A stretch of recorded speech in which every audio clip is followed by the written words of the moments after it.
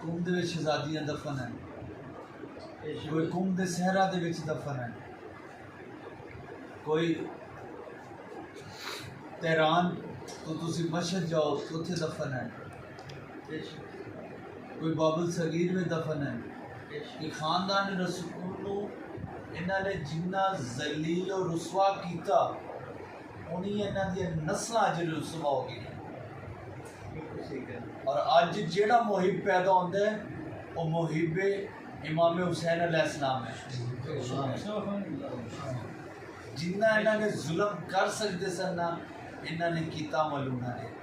और मैनू अफसोस उन्हां लोगों से है जिहड़े अज पौने 1450 साल बाद आते उस मलून नूं मैं तो लफ्ज़ ही नहीं इस्तेमाल कर सकता जो बकवास उन्होंने उन्होंने वास्ते की। और मैं यजीद की कबर के ऊपर जाके खड़ा होया, मैं क्या हुन उठ हुन दस कित्थे तेरी बादशाही कित्थे तेरियां फौजां। अज तेरी कबर दी ये हालात है कि तेरा नाम नहीं कबर के उत्ते लिखा होया, तेरा नाम तेरी कबर ते नहीं लिखा होया। और तू इस झूठी ना वास्ते शहीद किनू किया खानदान रसूल और शहजादियां नू पाक बीबियां कितू करबला तू मदीने तू मक्का और मक्का तू इराक इराक तू बाय पैदल जड़ा शाम लैते गया।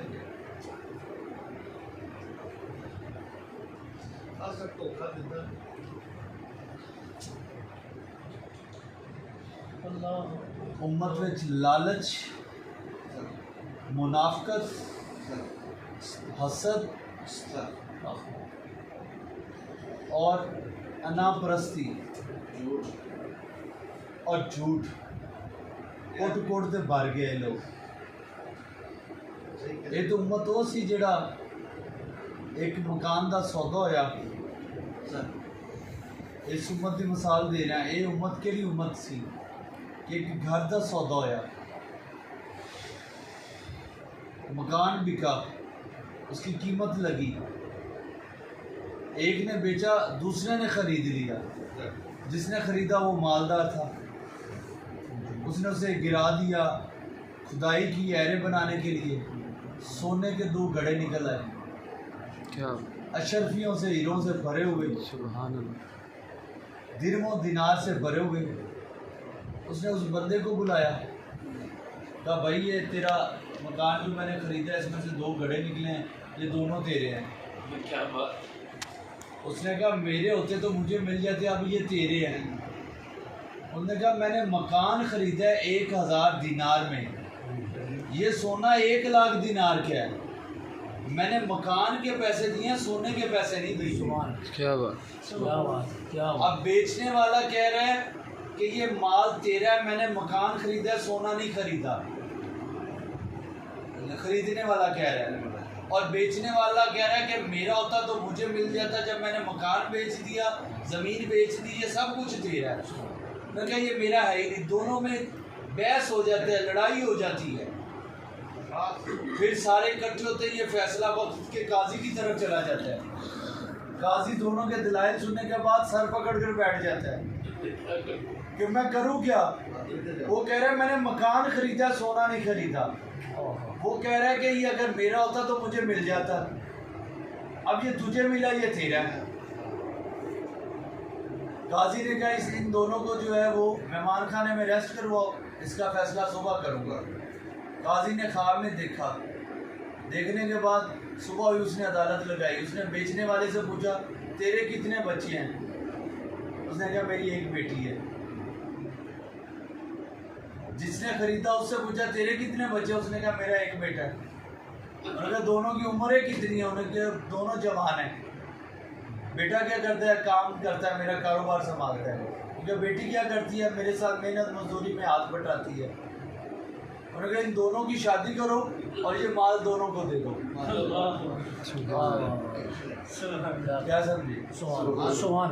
कि ये दोनों की शादी करो और ये माल दोनों को गिफ्ट कर दो। ये था मुसलमान।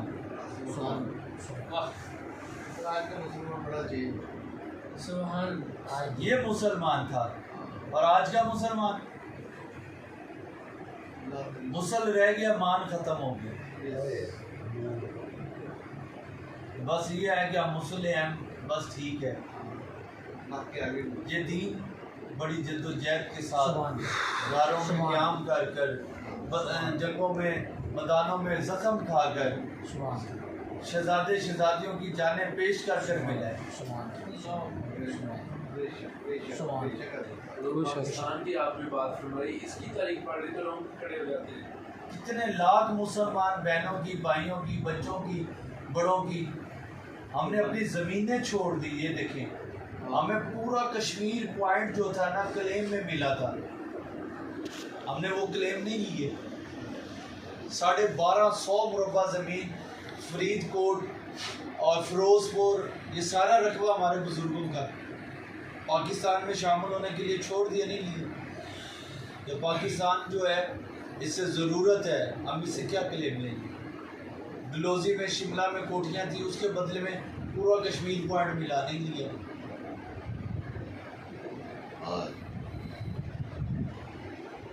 पाकिस्तान को मामूली बात नहीं है, इसकी कदर नहीं है। अब मुझे कहते हैं ना लंदन आ जाए, मैं क्या लंदन हमारा पाकिस्तान ही है। कहते वो कौन सा लंदन है जो पाकिस्तान में? मैं क्या पाक बदल लंदन ही है। सुभान अल्लाह। क्या समझे? सारा कुछ है जी। सारी दुनिया यहाँ आती है, सारी दुनिया भी यहाँ आती है और हम यहाँ से वहाँ भाग पड़े। कि सारी कायनात की बादशाही जो है वो हुजूर की बारगाह में है। और उन्होंने अपने जो वजीर और खुदाम और मुलाजम और मुंशी बिठाए हुए हैं, ये पूरी दुनिया में बैठे हुए हैं। जगह जगह बुजुर्गों के डेरे लगे हुए हैं, काम कर रहे हैं अपना। एक बादशाह था ना, मुझे अभी उसका नाम कंफर्मेशन याद नहीं, उसने कहा सारे मज़ार शहीद कर दो, सारे मज़ार शहीद कर दो, हर मज़ार पे जाकर सलाम लो, जवाब ना आए तो मज़ार शहीद कर लो। उसने कई मज़ारात शहीद करवाए। जब पहुंचा ख्वाजा मोइनुद्दीन चिश्ती अजमेरी रहमतुल्लाह अलैह की बारगाह में, आवाज़ दी ना, तो जब जवाब आया तो हुजूर बाहर आ गए। फरमाया तू शरीयत के पर्दे उठाने आ गया, तू शरीयत के पर्दे उठाने आ गया। ये कब्र से तो जवाब मांगते हैं, कब्रों को पर्दा दिया गया, हुक्म दिया गया, जो तुम सलाम देते हो वो जवाब देते हैं लेकिन तुम सुन नहीं सकते।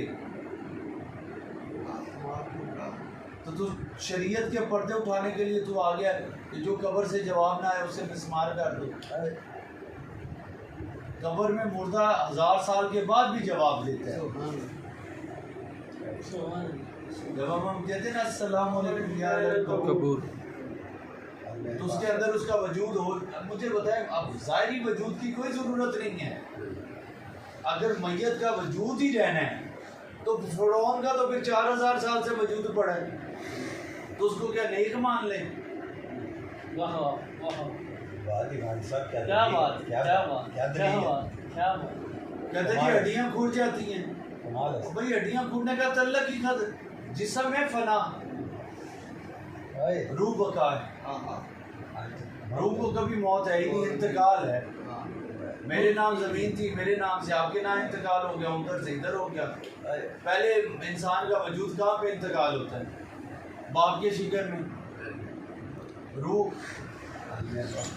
आलम अरवा में जब वो मुंतकिल होती है माँ के शिकन में, तो ठीक 3-4 हफ्तों में दिल में जो है वो जान बच्चे में डल जाती है। अभी वो बना नहीं है लेकिन दिल उसका स्टार्ट हो गया, वो मुंतकिल हो गई है,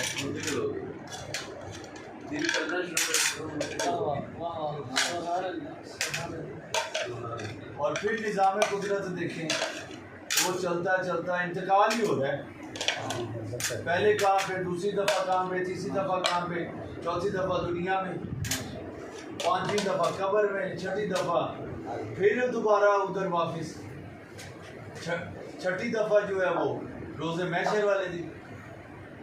वाह सुभान अल्लाह, सुभान अल्लाह, ये जिस्म को लेकर घूम रहे हैं, जिस्म का तो तल्लक ही नहीं है। वाह सुभान अल्लाह। ये कहते हैं जी रूह और जिस्म अलहदा नहीं होती। मैं कहता हूँ मैं कर कर दिखा देता हूँ आपको। हर बंदा कर सकता है रूह और जिस्म को अलहदा। जिस्म यहाँ बैठा है, बंदा मक्का पाक घूम रहा है। हाँ जी, वाह वाह वाह, क्या लोग देते तो वो रूह ही है। और भी बैठा यहाँ पे है, पता ही उसे नहीं पता ही नहीं है कि बाहर दिन हो रहा है, रात हो रही है, दिन हो रहा है, रात हो रही है। वो बैठा है हाँ जी, और घूम, वो मक्का पाक रहा है, मदीना पाक रहा है, कभी कहाँ जा रहा है, कभी कहाँ जा रहा है। बैठा वो अपने घर में है, कमरे में। सुभान अल्लाह, तो सुभान इधर है, रूह उधर है। लफ्ज क्या है, सिर्फ एक पढ़ना शुरू कर ले, 5 दिन में पता लग जाएगा रूह कहाँ जाती है और जिस्म कहाँ जाता है। हजूर एक वाक़या सुना रहे थे एक दोस्त कि ये जो मेट्रो बनी है ना, बस ये ट्रेन, उस दौरान कोई एक कब्रिस्तान था कोई 30-40 करोड़ का, सारी उन्होंने ना कब्रें उससे हटा दी। तो 29 कब्रें उन्होंने हटा दी। 30वीं कब्र जब उस पर गए ना, तो जैसे जैसे वो खोलते गए खुशबू पैदा होती गई। अब उन्होंने देखा है कि एक पानी का कतरा उनके चेहरे पे गिर रहा है जब पहले कब्र, तो वो पानी का कतरा आस्ता आस्ता आस्ता आस्ता गिर रहा है। और जब उन्होंने मज़ीद हटाया ना, तो कीचड़ सा बन गया। तो जब उसके कब्र को हाथ लगाया तो साफ सुथरा, तो उसके उनके चेहरे पे, उनके मुंह पे वो पानी गिर रहा है। तो चेहरा ऐसे जैसे अभी नहा के फ्रेश बंदा ये ले जो उन्होंने बात सुनाई है ना, मैंने देखा उन्होंने देखा, मैंने अपनी आंखों से देखा। सुभान भी देखा है। हमारे शाह साहब है इधर, मेरे दोस्त से फौत हो गया, फिर उनके भाई हैं छोटे बड़े, छोटे उनसे छोटे, उन्हें इतला मिली कि उनकी वालदा की कब्र गिर गई है। बारिश हुई ना तो कब्र गिर गई। वालदा को फौत हुए 9 माह हो गए, 10 माह, 9-10 माह। पानी, बारिश हुई है, पानी कब्र में गया है, स्लैब टूट गई और स्लैब गिर गई है। ठीक हो गया। वो भाई लोग गए हैं, उन्होंने वहाँ कपड़ा शपड़ा डालकर सूखने के लिए छोड़ दिया। तो 2 दिन बाद वो मट्टी सूख गई है, तो उन्हें मट्टी शट्टी जब चेक की ना, तो मौलवियों के फतवे शुरू हो गए कि आप इसमें मट्टी डाल दें, फादे से कब्र को खोलते नहीं हैं, ये नहीं करते, वो नहीं करते, फलां नहीं करते। तो वो भी ये रजामंद हो गया, चले मट्टी डाल दें। जब मट्टी डालने लगे तो वो जो मजदूरा था जिसने कई चलाने थे, उसने कहा जी आपकी वालदा की कब्र है। उन्होंने कहा जी कि कितना अर्सा हो गया फौत हुए? क्योंकि 9-10 माह हो गए, साल होने वाले। उन्होंने कहा मुझे लगता है कि कब्र में मैयत है। बस उनका कहना था, तो शाह साहब का मूड चेंज हो गया। उन्होंने क्या किया, वो जो गिरी हुई स्लैब थी वो सारी मिट्टी बाहर निकलवाई। जब बाहर निकलवाई तो क्योंकि पानी था कब्र में थोड़ा थोड़ा, तो फैसला ये हुआ कि सारी कब्र को खोला जाए। खोल कर जो है मैयत जब सही है, महसूस हो रहा है कि मैयत है, तो मैयत को निकाल कर बाहर रख दिया जाए कफन समेत। चारपाई लाई गई, मैयत को निकाल कर बाहर रखा गया।